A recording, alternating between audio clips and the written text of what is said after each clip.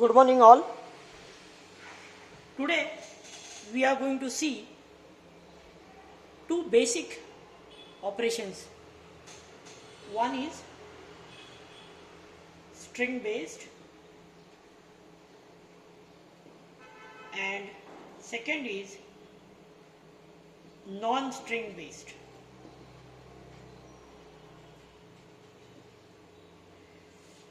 We are going to study this since we do have two experiments in our practical sections. Experiment number 1 discusses about overlapping and non-overlapping operations. Now we have one experiment which will discuss about non-overlapping operation, which we will be doing using string and which we will also be doing without string. So we are going to conduct one experiment which will be non-overlapping operation, and we are going to conduct this using string and we are going to conduct this without using any string. First of all, let's try and understand what is overlapping and what is non-overlapping operation. Okay. Start with non-overlapping operation. Consider a memory location. Consider a memory location wherein we do have some value stored inside, like 1, 2, 3, 4, 5. Suppose there is a array X, and this array is storing values like 1, 2, 3, 4, 5. Remember, memory always grow from bottom up. That is why I have written these numbers bottom up. Let's consider another memory location Y. Consider we have declared one more array, okay, and this array is Y, and it has got 1, 2, 3, 4, 5 locations. What we are going to do is we are going to point our source index. We are going to point our source index pointer to memory location, to the memory location.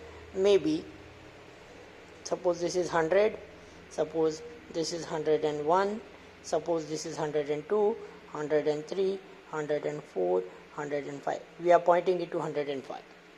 So source index is pointing to 105. Let us use our destination index to point to, maybe this is 205.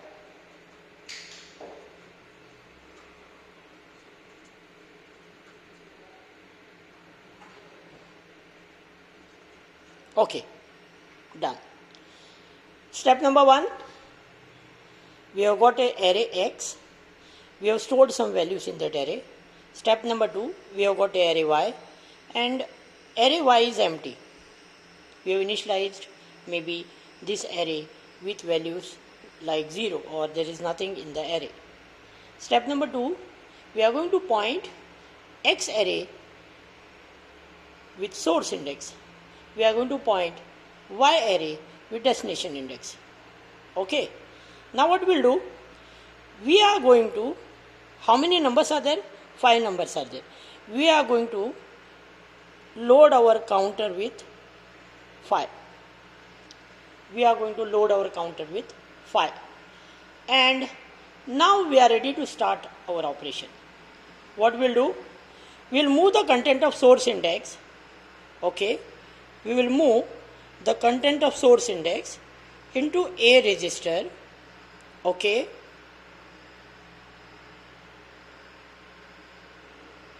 byte SI, byte SI. So source index register content will be moved in AX. This SI is in bracket. I have written here byte. So 1 byte of information, okay, 1 byte of information is copied, okay, or we can simply say word because we don't want to jump 2 times, maybe word, okay. So we are going to copy the data that is pointed by source index into AX, and then we are going to store this data which is there in AX inside word that is pointed by destination index. So what is happening? From source it is getting copied into AX register, and from AX it is getting copied into destination register. So we have done this once. So before we do this, we will decrement CL by 1. It becomes 4. So we conduct the operation. Now what we will do? We will check whether CL is 0. CL is 4. CL is not 0. So we will say jump up. So before we say jump up, what we will do? We will say decrement SI. We will say decrement DI. What will happen? Now my source index will point to the second position. Even the destination index will point to second position. Okay? We will jump up. We will again copy data from source index into AX and from AX into destination. So now we will have 0, 4 copied. We will again check. We will decrement CL. So CL becomes 3. We will check whether CL is 0. No. Then we will increment SI. We will increment DI. So SI points to new location. DI points to new location. Okay. And now we will again perform a operation. Move the data that is pointed by SI into AX and from AX into DI. So 3 is copied. Similarly, 2 will be copied. This will become 2. 1 will be copied. This will become 1. And in the next stage, okay, actually we'll start this from 4 so that it becomes 0 here. It becomes 0 here. So if CL becomes 0 at this stage, okay, 0, 1, 2, 3, 4, so it becomes 0. We will be trapped. The condition is satisfied. I will not increment SI. I will not decrement DI. And I will stop my operation. And then I will print the data of Y on the screen. What I have done? I have copied the entire content of memory location X into memory location Y. And while doing so, I have taken care that none of the data which is there inside the destination location is overwritten. This is non-overlapping, non-string based operation. This is non-overlapping, non-string based operation. Okay. Now we will see, okay, non-overlapping string based operation. So we have seen non-overlapping non-string based operation or non-overlapping operation without using string. If you want to do same thing, using string means what will happen?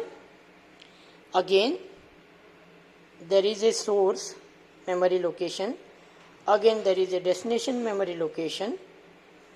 Again, imagine data.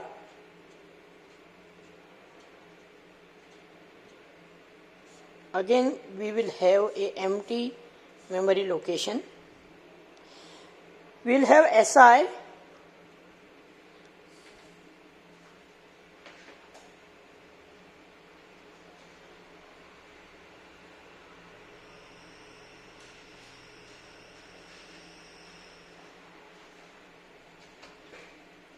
we will use SI that will point to source index, we will use DI that will point to the destination index. Okay, we will load CL by 4, right? And now what we will do, we will use a string operation, move string byte, or if it is a word, move string word, and we will say repeat. What these one instructions do?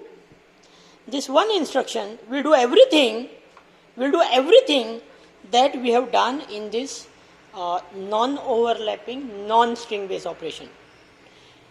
What we have to do is, we have to initialize everything, that's it. We have to see to it that source index is pointing to source, destination index is pointing to destination. We have to see to it that the CL is loaded.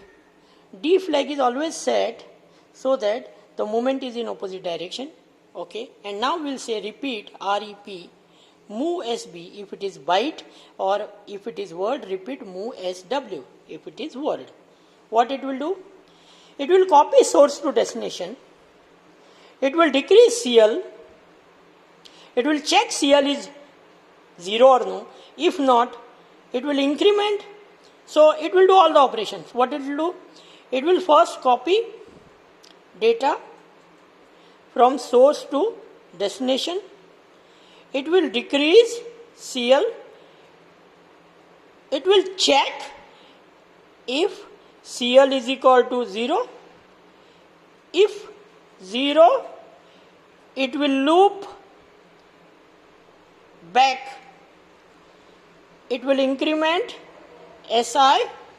It will increment DI. Okay.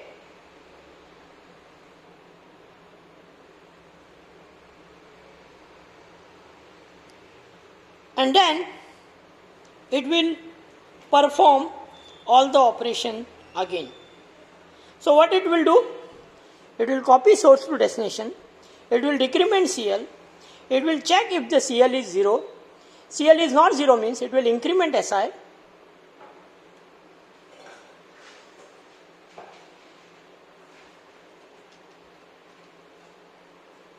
It will increment SI. It will increment DI. It will copy source to destination again.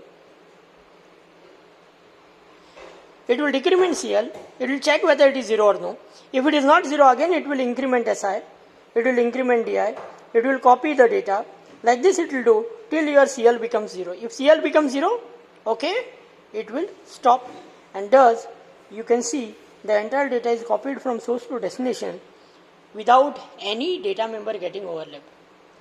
So when you do this operation, when you do the operation of copying data from source to destination, okay, manually with what process I have shown, it is called as non-string based or non-overlapping operation without using string. When you do the same operation using a string operation which is given in the architecture, string operation, repeat, move SB, repeat will take care of looping, and move SB will take care of moving the byte data or word data from source to destination. And while doing it, it will do all these operations automatically behind the screen. That is all about non-string based, non-overlapping operation and string based non-overlapping operation.